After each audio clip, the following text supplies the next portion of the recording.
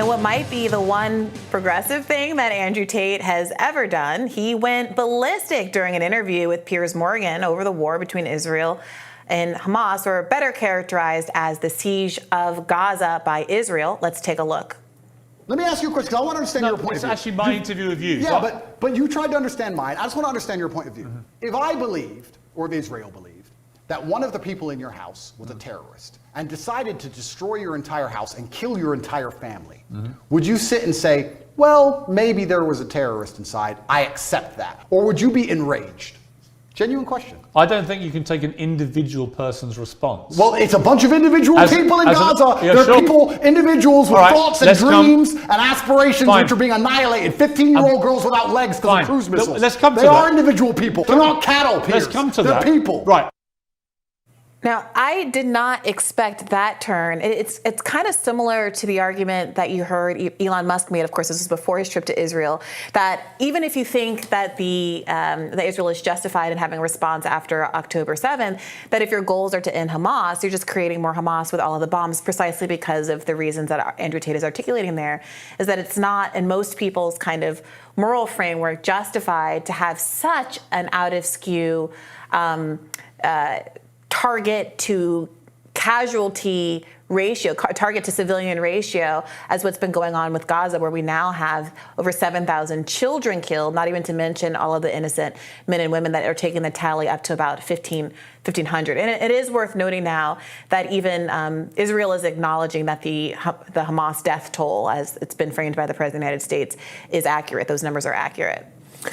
Yeah, look, I think I've made the exact same analogy as Andrew Tate. I'm a little embarrassed to be saying that before on the show, that, just because, if a group of carjackers or something, God knows there's plenty of that in my neighborhood, came and were hiding out in my apartment building, and the police response was to blow up my apartment building with me and all my neighbors in it, I wouldn't consider that fair, and the survivors would probably be pretty radicalized against the government. So Israel ought to take that into serious consideration. I read a piece by Eric Levitz in New York Magazine the other day that made some sense to me. And he says very clearly, it's not that Hamas has legitimacy, or that in an ideal world they would not exist. Ideally they would be gone, but can that goal be accomplished without so much death? Can it be accomplished basically at an acceptable toll, at an acceptable cost?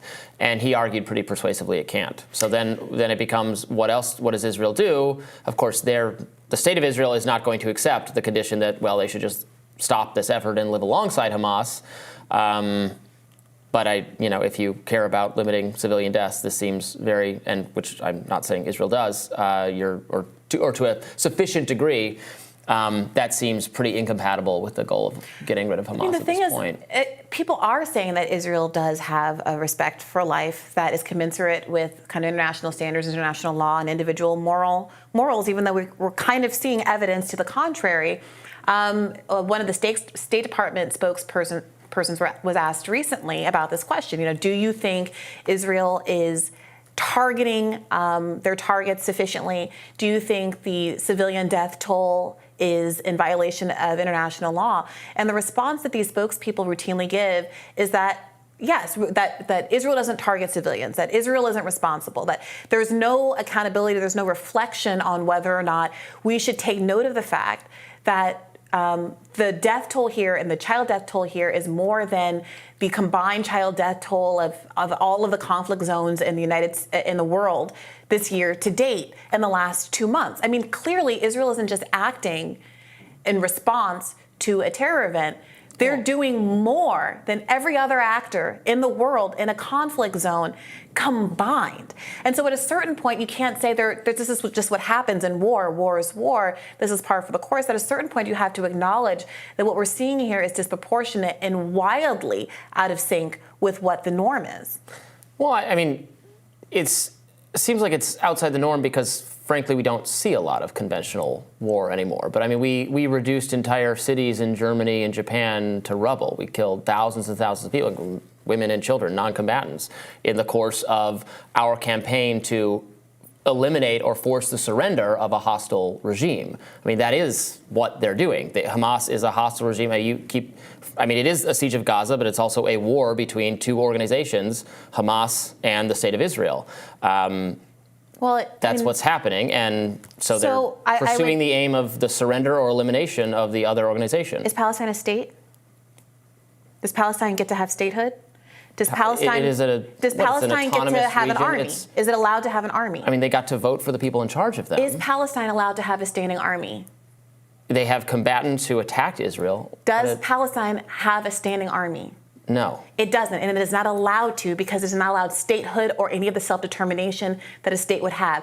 That's what Palestinians are fighting for. They're fighting for the same privileges. But they are fighting. You concede that. Of course. Why shouldn't they? Right. So it's a military conflict between. People. Civil rights movement fought for their freedom. The South African apartheid fought for our freedom. They're fighting with violence. I hate to break it to you, but the Revolutionary War, South African apartheid, the end of slavery, all of that happened with violence. And the Revolutionary War, the response in the Revolutionary War was that the country we were revolting against sent ships full of people to kill us, to kill the people leading the revolution. So that's what's happening here. That's conventional warfare. It's conventional warfare. It's not conventional warfare. No, it is absolutely. It is targeted at a hostile regime. Right. So I totally get your point. Let me make my case for why it's not conventional warfare.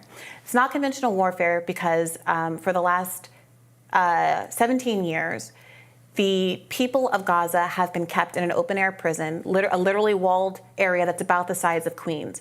2.3 million people live there.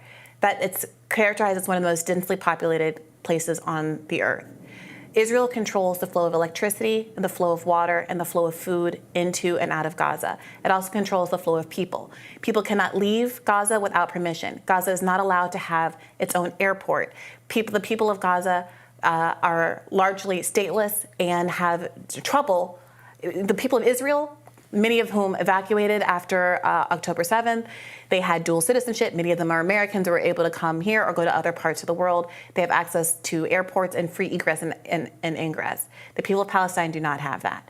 So to say that this is conventional warfare, where you have people that are pinned in conditions that are much closer to a Warsaw ghetto camp, and then to drop more pounds of bombs on them in a few-week period than we dropped on Afghanistan in a year and call that conventional warfare.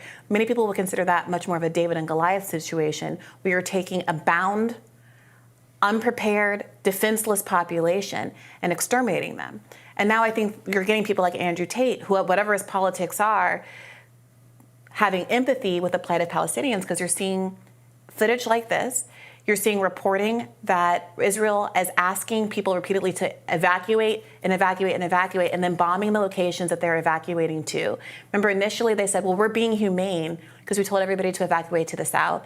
Bombed people while they were on the evacuation route that they were told they were safe. And then it started to bomb hospitals and civilian centers in the south, despite saying that those were safe zones.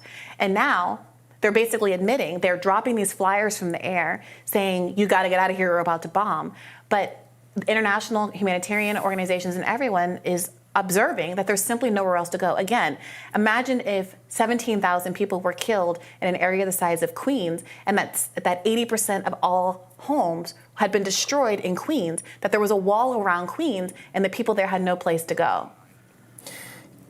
I agree with you to describe this as a kind of David and Goliath conflict, although that's probably a bad metaphor because David famously defeats Goliath, right? But a very lopsided conflict with Israel has vastly more power and resources to inflict punishment on the Palestinians than the Palestinians do to inflict on Israel. That speaks to how unwise this course of action was from Hamas to provoke into a broader confrontation the state of Israel. I don't condone what's happening. I don't enjoy watching it happen. I don't want it to happen. I wish it would stop. I wish they would agree to live in peace, and I wish the Palestinians would get all of the rights due to them. I do. I absolutely wish for that.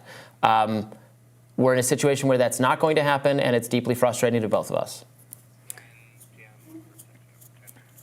All right. We'll have more Rising for you right after this.